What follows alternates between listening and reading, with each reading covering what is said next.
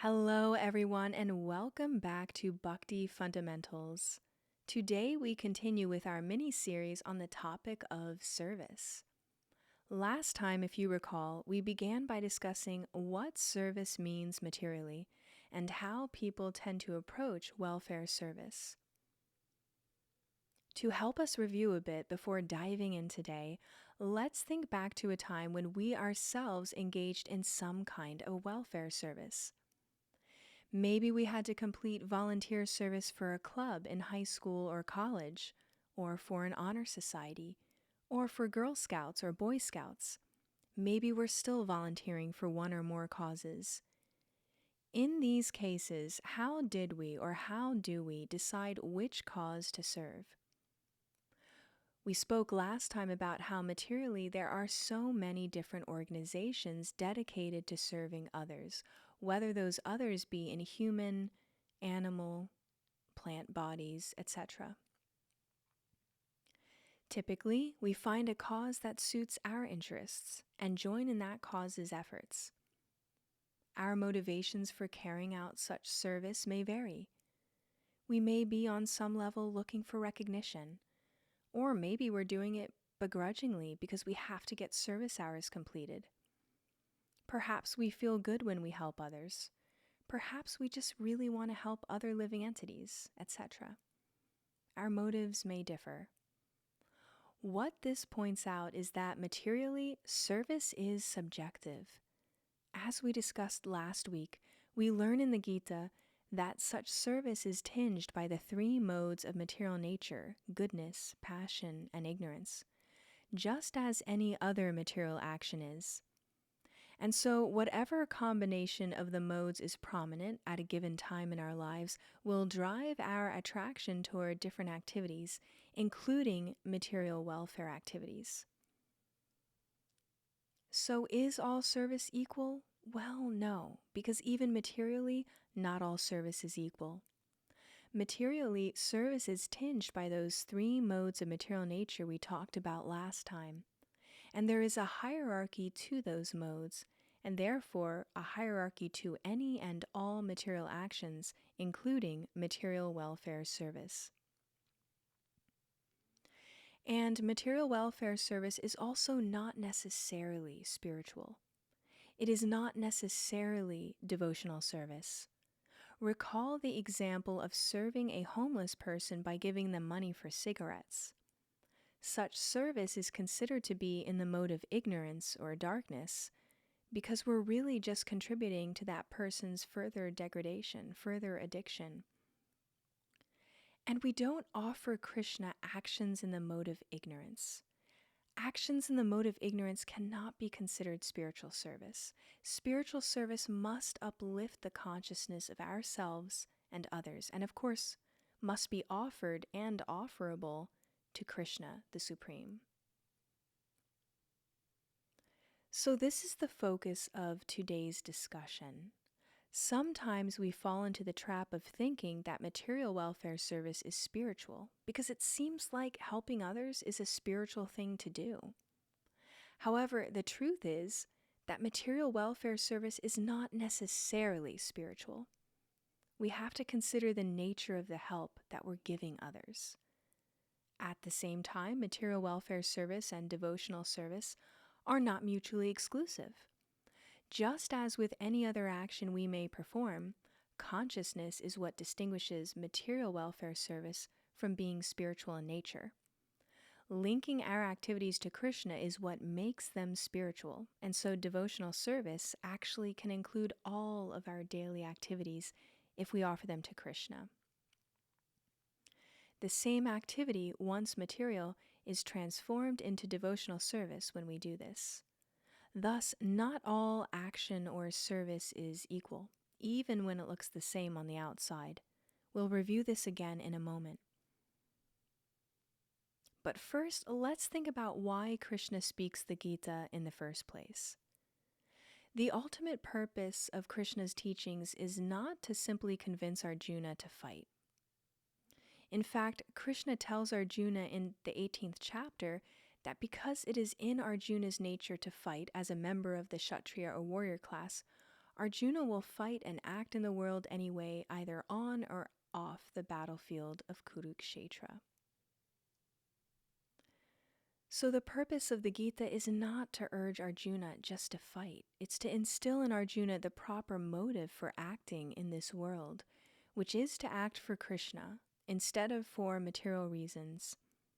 To act for material reasons is to act guided by the three modes of material nature, rather than to act guided by Krishna via his representatives, which include our gurus or teachers, and the other devotees on the path of bhakti, as well as the Shastra or scriptures. In the 3rd chapter of the Gita, Krishna says to Arjuna, "Therefore, O Arjuna, surrendering or offering all your works unto me, with full knowledge of me, without desires for profit, with no claims to proprietorship, and free from lethargy, fight." Essentially, Krishna's instruction is act in this world free from the material modes of nature, free from material or selfish motives for acting. Act for me. Acting on behalf of the Supreme, like Arjuna does after hearing Krishna's instructions, is the proper motivation for action in all circumstances. This kind of spiritual action is purifying because it's connected to Krishna, who is pure, and because our motive has shifted from selfish interests to serving the Supreme Lord. What we find, however, is that many people think that devotional or spiritual service is the same as material welfare service, activities like feeding the hungry, clothing the poor, and sheltering the homeless, etc. Now, as it turns out, these services can nicely coincide with and actually count as devotional service or bhakti. However, it depends upon our consciousness while carrying them out, and it depends on the action itself. Again, the action cannot be one driven by the mode of ignorance, but has to fall into the higher modes, preferably goodness. Therefore, material welfare service is not automatically spiritual service or devotional service. Our consciousness is the determining factor. Our consciousness, while performing any given activity, is the factor that determines whether that activity is material or spiritual. Two people can be performing the very same activity, such as feeding the poor, but their consciousness may be very different. One person may be feeding people prasadam.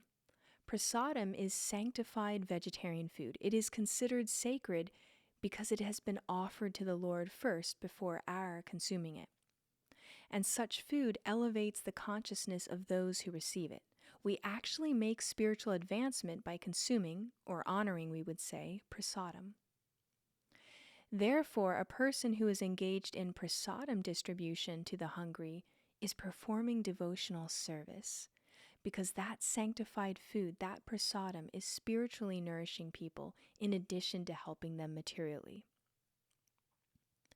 By contrast, another person may be engaged in feeding poor people meat, which is a food that Krishna identifies in the Gita as being in the mode of ignorance, since it is produced out of violence.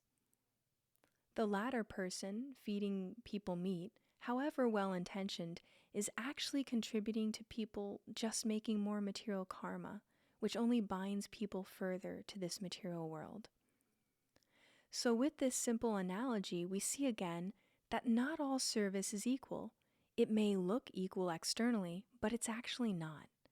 And devotional service, while it can include welfare work of the kind we're accustomed to running into in the material world, is actually so much more.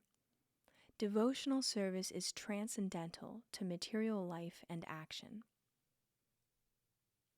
Devotional service infiltrates all of our activities in day-to-day life, which is why we say that devotional service is the art of spiritualizing our daily lives. Everything down to cooking our meals, going to work, and cleaning our kitchens and homes can be devotional service if we offer the results of these activities to the Supreme, to Krishna. And what to speak of activities like when we sit down to chant the Maha Mantra in a disciplined manner, or when we read from the Gita or engage in discussion of spiritual topics, these are, of course, all included in the category of devotional service. And actually, the first step in Bhakti Yoga, or in spiritual life, is to get our own individual spiritual life in order first. By this I mean to chant our japa, which is our personal practice of mantra meditation on beads. That's a direct connection to the Supreme. And then we can also offer our vegetarian food to the Supreme before we eat it, and offer our daily activities to Krishna.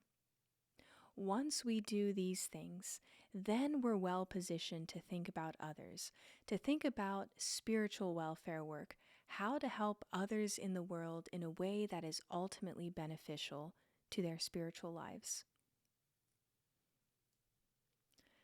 So on that note, say we have a good personal bhakti practice going.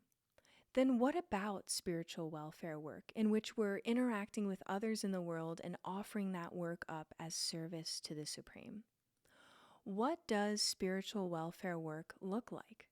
Well, firstly, spiritual welfare work helps people spiritually, in addition to materially helping them, either directly or indirectly materially helping them. If you remember back to our early discussions at Bhakti Fundamentals, the primary difference between matter and spirit is that matter is temporary and spirit is eternal.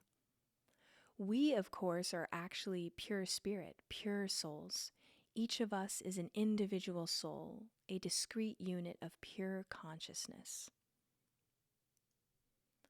So the question really becomes, how can I help people spiritually? Or in other words, since the word spiritual indicates something beyond temporary aid, how can I provide lasting or permanent aid to others in this world?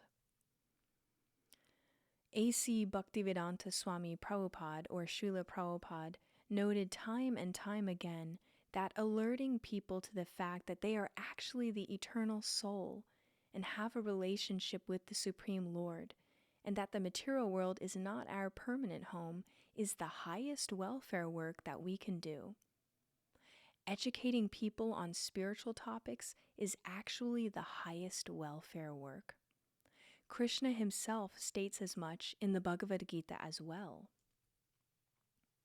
At the end of the Gita, Krishna himself says in text 68, "For one who explains this supreme secret to the devotees, pure devotional service is guaranteed, and at the end of this life or body, that person will come to me." And in the next verse, "There is no servant in this world more dear to me than such a person, nor will there ever be one more dear." And on the same topic, in a purport or explanation to chapter 5, verse 25 of the Gita, Srila Prabhupada writes, "When people are actually in the knowledge that Krishna is the fountainhead of everything, then when they act in that spirit, they act for everyone. The sufferings of humanity are due to forgetfulness of Krishna as the supreme proprietor, the supreme friend, and supreme enjoyer. Therefore, to act to revive this consciousness within the entire human society is the highest welfare work." After reading this, we might wonder, how are the sufferings of humanity due to forgetfulness of Krishna as the supreme enjoyer, proprietor, and friend?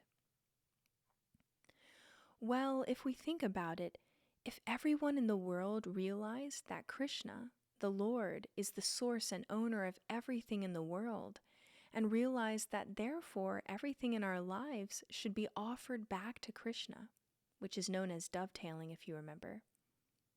If everyone knew this, then there wouldn't be things like wars between countries over territory or over oil or over wealth.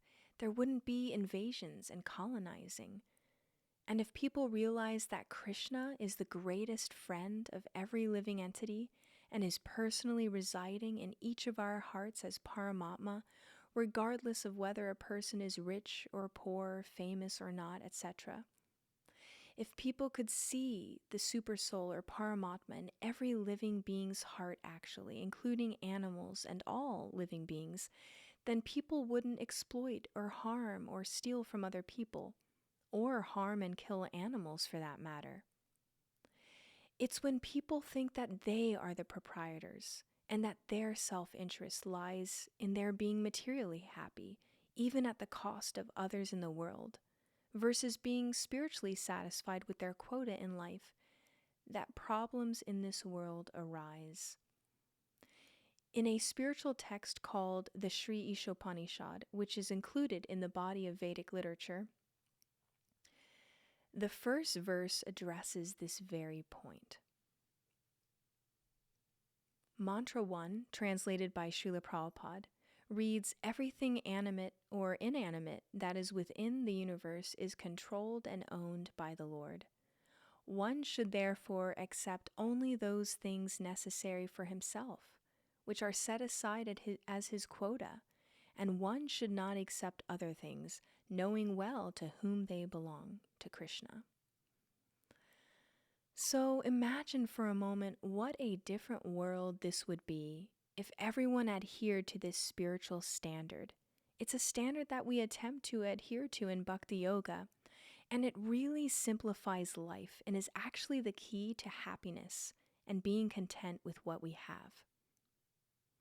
Now, of course, there is also suffering in this world due to things like natural disasters.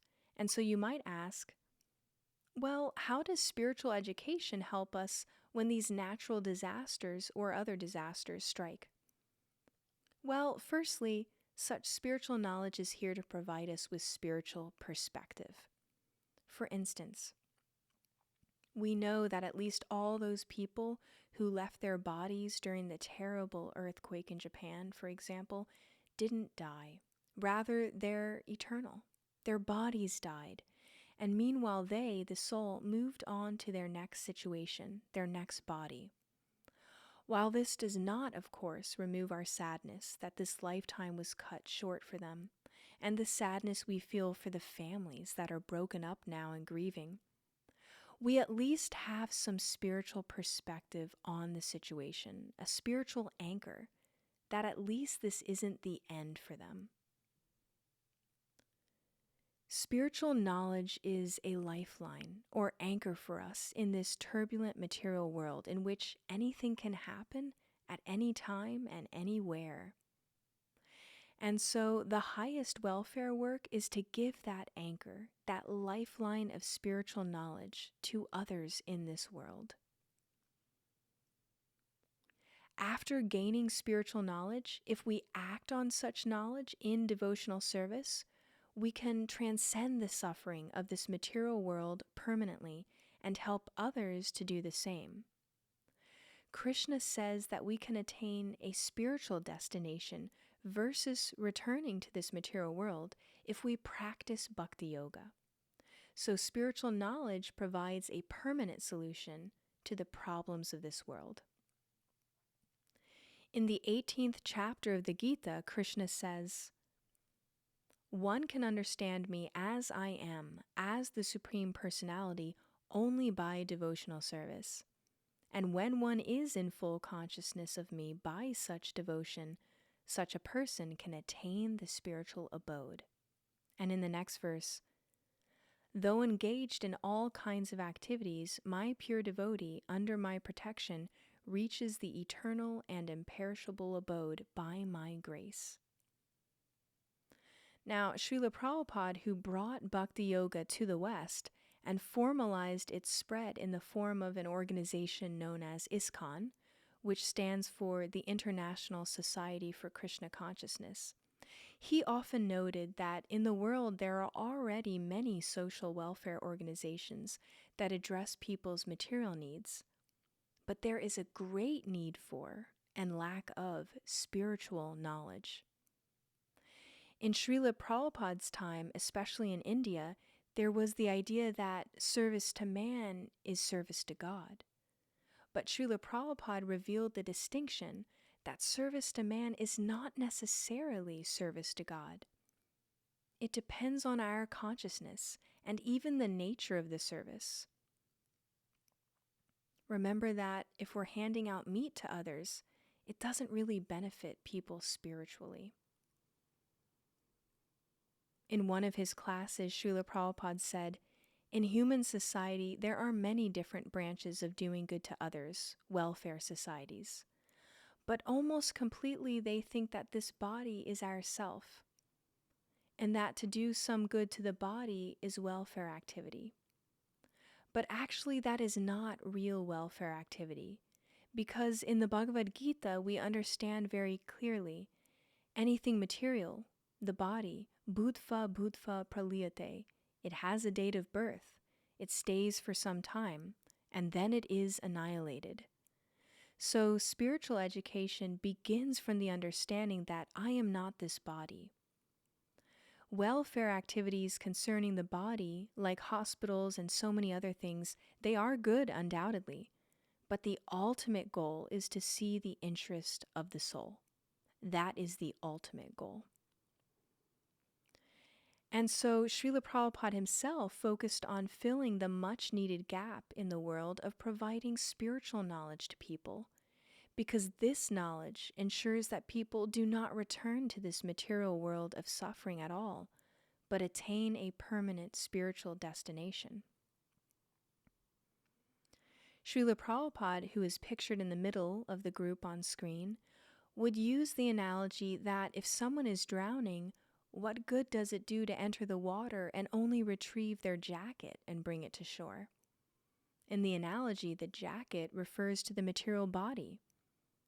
We may clothe or feed all the people in the world, but if we don't also try to elevate their consciousness at the same time by giving them spiritual knowledge, then at the end of this life, they will just take another birth in another body in this material world, which is full of suffering. So what ultimate benefit have we really given them if we don't give them spiritual knowledge or help them to advance spiritually somehow through the service we render? We may help people's bodies and minds, which is temporary aid, but if we haven't also given them spiritual aid, then they will remain in the material world in different bodies, suffering birth, death, old age, and disease in different forms, lifetime after lifetime. Real compassion means to provide a permanent solution, not a stopgap one, to the suffering in this world. When we practice Bhakti Yoga and we have knowledge of the soul, we naturally come to the stage of wanting to share that spiritual knowledge with others to relieve their suffering. We come to the point where we're not satisfied with just helping people materially. We want to help the actual jiva, the soul, to make advancement toward ending their sojourn in the material world. In the same breath, of course, in Bhakti Yoga, we cultivate compassion at all levels. While his focus was spiritual education, Srila Prabhupada also ensured that the temples he started engaged in prasadam food distribution. Srila Prabhupada was quoted as saying, "We have to see that nobody goes hungry within a 10-mile radius of our temples."